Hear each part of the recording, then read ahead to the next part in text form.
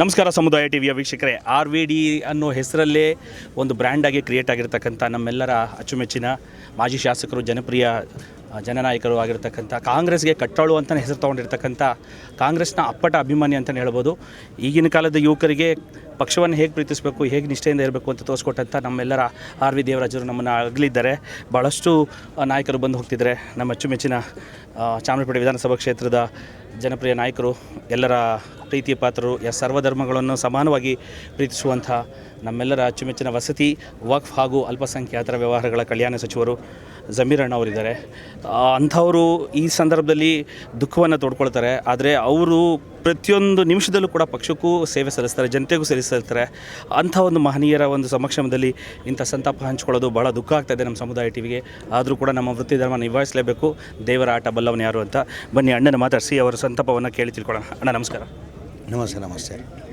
ನಿನ್ನೆ ರಾತ್ರಿ 11:30 ಗಂಟೆ ಏನೋ ಇತ್ತು. ರಾತ್ರಿ ನನ್ನ ಮನೆಯಲ್ಲಿರುವಾಗ ನನ್ನ ಸ್ನೇಹಿತ ಲೋಕಿ ಅನ್ನೋರು ಫೋನ್ ಮಾಡಿದ್ರು. ಈ ಥರ RV ದೇವರಾಜ್ ಅವರು ಮೈಸೂರು ಹೋಗಿದ್ದರು, ಅವರು ನಿಧನ ಹೊಂದಿದ್ದಾರೆ ಅಂದರು. ನಾನು ಕೇಳಿ ಒಂಥರ ಶಾಕ್ ಆಯಿತು. ಏನಪ್ಪ, ಮೊನ್ನೆ ಒಂದು 15 ದಿನ ಹಿಂದೆ ಅವರು ಮನೆ ಮುಖ್ಯಮಂತ್ರಿ ಸಿದ್ದರಾಮಯ್ಯ ಅವ್ರ ಮನೆಗೆ ಬಂದಿದ್ದರು. ಭಾಳ ಹೊತ್ತು ನಾವು 1 ಅವರ್ಗಿಂತ ಜಾಸ್ತಿ, 1 ಗಂಟೆಯಿಂದ ಜಾಸ್ತಿ ನಾವು ಮಾತಾಡ್ಕೊಂಡು ಕೂತಿದ್ವಿ. ಆರೋಗ್ಯ ಆಗಿದ್ದರು, ಹೆಂಗಪ್ಪ ಇದಾಯ್ತು ಅಂತ ಕೇಳಿ ಭಾಳ ದುಃಖ ಆಯಿತು. ಒಂಥರ ಶಾಕ್ ನ್ಯೂಸ್ ಥರ ನನಗಾಯಿತು. ನಂದು RV ದೇವರಾಜ್ ಸಾಹೇಬ್ರದ್ದು ಭಾಳ ಹಳೆಯ ಸಂಬಂಧ. ನಾನು ರಾಜಕೀಯಕ್ಕೆ ಬಂದಿದ್ದು 2001 ರಾಜಕೀಯಕ್ಕೆ ಬಂದಿದ್ದು. ಅದಕ್ಕಿಂತ ಮುಂಚೆ ನಮ್ಮ ಕಲಾಸಪಳ್ಳಿಯಲ್ಲೇ ಟ್ರಾನ್ಸ್ಪೋರ್ಟ್ ಆಫೀಸ್ ಇತ್ತು. ಅವ್ರು MLA ಆಗಿದ್ದರು. 99 ಅವ್ರು MLA ಆಗಿದ್ದರು. ಅವತ್ತಿಂದ ನನ್ನ ಜೊತೆ ಭಾಳ ಹಿಂದೆಯಿಂದನೂ ಅವ್ರಿಗೆ ಭಾಳ ಆತ್ಮೀಯ ಸ್ನೇಹ ಅವ್ರದ್ದು ನಂದು.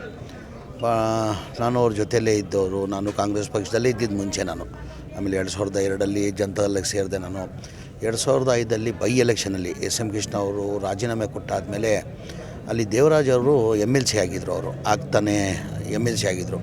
ಜನಾರ್ದನ ಪೂಜೆ ಅವರು ಅಧ್ಯಕ್ಷರಾಗಿದ್ದರು. ಆವಾಗ MLC ಆಗಿದ್ದರು ಅವರು. ಆಮೇಲೆ MLC ಆಗಿರುವಾಗ ನಾನು ಕುಮಾರಸ್ವಾಮಿ ಅವರು ನನ್ನ ಇಲ್ಲ Chamarajpet by election SM Krishna ಅವ್ರು ರಾಜೀನಾಮೆ ಕೊಟ್ಟಿದ್ದಾರೆ, ನೀವು ಚಾಮರಾಜಪೇಟೆಯಲ್ಲಿ ನಿಲ್ಲಬೇಕು ಅಂದರು. ಇಲ್ಲ ಅಣ್ಣ, ನಾನು ಹಂಗೆ ನಿಲ್ಲಕ್ಕಾಗಲ್ಲ, ನಂದು ದೇವರಾಜನ ಸಂಬಂಧ ಬೇರೆ. ನೀವು ದೇವರಾಜ್ ಅವ್ರನ್ನ ಕರೆಸಿ ಕೇಳಿ, ನೀವು ಅವ್ರೇನಾದ್ರು ಒಪ್ಕೊಂಡೆ ನಾನು ಎಲೆಕ್ಷನ್ ನಿಲ್ಲಲ್ಲ ಅಂದರೆ ನಾನು ಎಲೆಕ್ಷನ್ ನಿಲ್ತೀನಿ ಅಂತ ನಾನು ಕುಮಾರಸ್ವಾಮಿ ಅವ್ರಿಗೆ ಹೇಳಿದೆ. ಕುಮಾರಸ್ವಾಮಿ ಅವರು ನಮ್ಮ ಸದಾಶಿವನಗರ್ ಗೆಸ್ಟ್ ಹೌಸಲ್ಲಿ ಅವ್ರನ್ನ ದೇವರಾಜ್ ಅವ್ರನ್ನ ಕರೆಸ್ಕೊಂಡಿದ್ರು. ಅವ್ರನ್ನ ಕರೆಸ್ಕೊಂಡು ಕೇಳಿಕೊಂಡ್ರು, ನೋಡಿ ನೀವು MLC ಆಗಿದ್ದೀರಾ, 6 ವರ್ಷ MLC ಆಗಿರ್ತೀರ ನೀವು. ಜಮೀರ್ ಅವ್ರಿಗೆ ನಾವು MLC ಆಗಿ ಅಂದರೆ MLC ಆಗಲ್ಲ, ನಾನು ಎಲೆಕ್ಷನ್ ನಿಲ್ಲಬಾರ್ದಾಗಿತ್ತು. ಜಯನಗರಲ್ಲಿ ಎಲೆಕ್ಷನ್ ನಿಂತಿದ್ದೆ 2004 ಅವ್ರನ್ನ ನಿಂತ್ಬಿಟ್ಟಿದ್ದೆ ನಾನು. ಹಾಗಾಗಿ ಒಂದು 5 ವರ್ಷ ನಾನು ಕಾಯ್ತೀನಿ, ಜನಗಳ ಮಧ್ಯದಲ್ಲೇ ಜನಗಳಿಂದನೇ ಆಯ್ಕೆ ಆಗಿ ಬರ್ತೀನಿ ಅಂತ ಹೇಳ್ಬಿಟ್ಟು ಅವ್ರು MLCಗೆ ಒಪ್ತಾ ಇಲ್ಲ. ತಾವು ಹೆಂಗೋ MLC ಆಗಿದ್ದೀರಾ 6 ವರ್ಷ, ಒಂದು ಅವಕಾಶ ಮಾಡಿಕೊಡಿ ಅಂತ ಕೇಳಿಕೊಂಡ್ರು. ಆ ಟೈಮಲ್ಲಿ ದೇವರಾಜ್ ಇಲ್ಲ, ನಾನು ಚಾಮರಾಜಪೇಟೆ ಅಂದರೆ ನಾನು ಭದ್ರಕೋಟೆ, ನಾನು ಬಿಟ್ಕೊಡೋಕ್ಕಾಗಲ್ಲ, ನಾನು ಇಲ್ಲೇ ನಿಲ್ತೀನಂತ ಹಠ ಮಾಡಿ ಅವರ ಕೂತು ನಿಂತ್ಕೊಂಡ್ರು. ಎಲೆಕ್ಷನಲ್ಲಿ ನಿಂತ್ಕೊಂಡ್ರು. ನಾವೊಂಥರ ಚುನಾವಣೆಯನ್ನು ಒಂಥರ ಫ್ರೆಂಡ್ಲಿ ಮಾಡಿದ್ವಿ. ಅವರು ಎಲ್ಲಿ ಸಿಕ್ತ್ರೂ ಅವ್ರು ಹೋಗಿ ಮಾತಾಡ್ಸ್ತಾರೆ. ಚುನಾವಣೆ ಟೈಮಲ್ಲಿ ನಂಬ್ತಿರೋ ಬಿಡ್ತಿರೋ ಕೌಂಟಿಂಗ್ ಟೈಮಲ್ಲಿ, ಕೌಂಟಿಂಗ್ ದಿನ ಬಂದು ನಾವು ಇಬ್ಬರು ಜೊತೆಲೇ ಹೋದ್ವಿ. ನಾವು ಜೊತೆಯಲ್ಲೇ ಕೌಂಟಿಂಗ್ ದಿನ ನಾವು ಜೊತೆಯಲ್ಲೇ ಹೋದ್ವಿ. ನಾನು ಗೆಲ್ತೀನಂತ ನಿರೀಕ್ಷೆ ಇಟ್ಟಿಲ್ಲ. ಆಗ ನಾನು ಗೆದ್ದೆ. ನಾನು ಜನತಾದಳ ಪಕ್ಷದಲ್ಲಿ ಇದ್ದೆ. ಆವಾಗ ಡಿಲಿಮಿಟೇಷನ್ ಆಯಿತು. ಡಿಲಿಮಿಟೇಷನ್ ಆದಮೇಲೆ ದೇವರಾಜ್ ಸಾಹೇಬರು ನಾನು ಚಿಕ್ಕಪೇಟೆಯಲ್ಲಿ ನಿಲ್ಬೇಕಂತ ತೀರ್ಮಾನ ಮಾಡಿದ್ರು. ನಾನು ಚಾಮರಾಜಪೇಟೆಯಲ್ಲೇ ಉಳ್ಕೊಂಡೆ. ಚಾಮರಾಜಪೇಟೆಯಲ್ಲಿ ಉಳ್ಕೊಂಡು ನಂದು ಅವ್ರದ್ದು ತುಂಬ ಚೆನ್ನಾಗಿ ಸಂಬಂಧ ಆಯಿತು. ಆವಾಗ ಫೋನ್ ಮಾಡ್ತಾಯಿದ್ರು, ಇಲ್ಲ ನಾನು ಫೋನ್ ಮಾಡ್ತಾಯಿದ್ದೆ. ಅವ್ರು ಅಲ್ಲಿ ಹುಡ್ದಬ್ಬದ ದಿನ ಯಾವಾಗಲೂ ಯೂಶ್ವಲಿ ನನ್ನ ಅನಿಸಿಕೆ 1 ವರ್ಷವೂ ನಾನು ಮಿಸ್ ಮಾಡಿಲ್ಲ.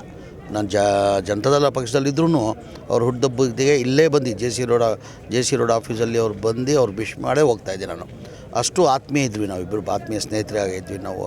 ಆಮೇಲೆ ನಾನು ಕಾಂಗ್ರೆಸ್ ಪಕ್ಷಕ್ಕೆ ಬಂದಾದಮೇಲೆ ನಾವು ಇಬ್ಬರು ಜೊತೆಯಲ್ಲಿದ್ವಿ.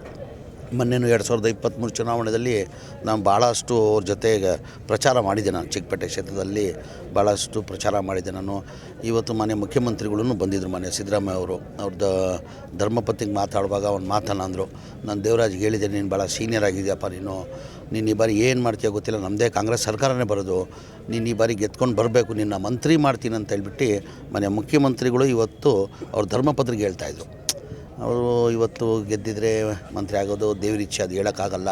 ನಾವು ಯಾರೂ ನಿರೀಕ್ಷೆ ಇಟ್ಟಿಲ್ಲ ಇಷ್ಟು ಬೇಗ ನಮ್ಮನ್ನ ಬಿಟ್ಟು ಹೋಗ್ತಾರಂತ. ವಯಸ್ಸು ಕಡಿಮೆ ಇದೆ ಅವ್ರದ್ದು, ಏನು ವಯಸ್ಸು ಹೆಚ್ಚಾಗಿ ಏನಾಗಲಿಲ್ಲ, ಹೆಲ್ತಿ ಆಗಿದ್ದರು, ಗಟ್ಟಿಯಾಗಿದ್ದರು.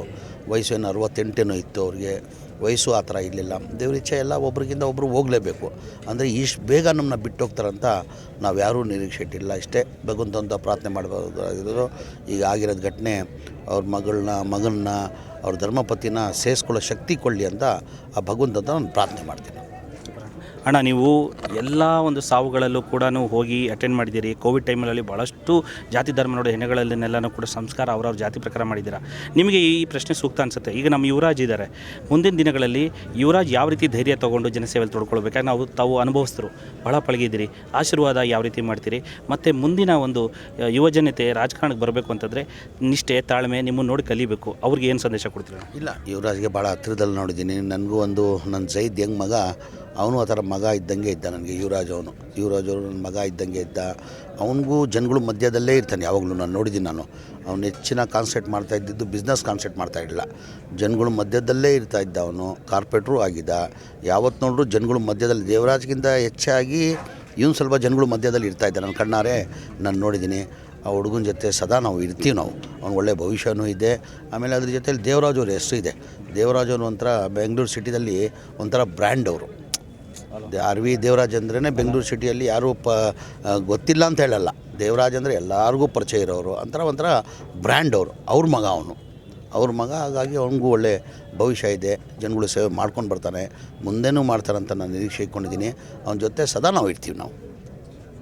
ನೋಡಿದ್ರಲ್ಲ ವೀಕ್ಷಕರೇ, ಕಣ್ಣಲ್ಲಿ ಅದಕ್ಕಿಂತ ದುಃಖದ ಇದನ್ನು ತಡೀಲಿಕ್ಕೆ ಆಗ್ತಾಯಿಲ್ಲ. ಭಾಳಷ್ಟು ದುಃಖ ಕಾಣಿಸ್ತಾ ಇದೆ. ನಮ್ಮ ಜಮೀರಣ್ಣವ್ರು ಅಷ್ಟು ವಿಚಲಿತರಾಗಲ್ಲ ಸಾಮಾನ್ಯವಾಗಿ. ಅವರು ಅಷ್ಟು ದುಃಖ ಆಗಿದೆ. ಅವರ ಆತ್ಮೀಯ ಸ್ನೇಹಿತರು ಮತ್ತು ಕಾಂಗ್ರೆಸ್ನ ಕಟ್ಟಾಳುವನ್ನು, ಅವರ ಆತ್ಮೀಯ ಸ್ನೇಹಿತರನ್ನ ಕಳ್ಕೊಂಡಿರೋಂಥದ್ದು. ಇವಿಷ್ಟು ನಮ್ಮ ಆರ್ ವಿ ದೇವರಾಜ್ ಅವರ ಪಾರ್ಥಿವ ಶರೀರದ ವಿಷಯಗಳು. ಮತ್ತಷ್ಟು ಮಗದಷ್ಟು ಸಂತಾಪದ ವಿಷಯಗಳನ್ನು ನಿಮಗೆ ತೋರಿಸಲಿದೆ ನಿಮ್ಮ ಸಮುದಾಯ ಟಿವಿ.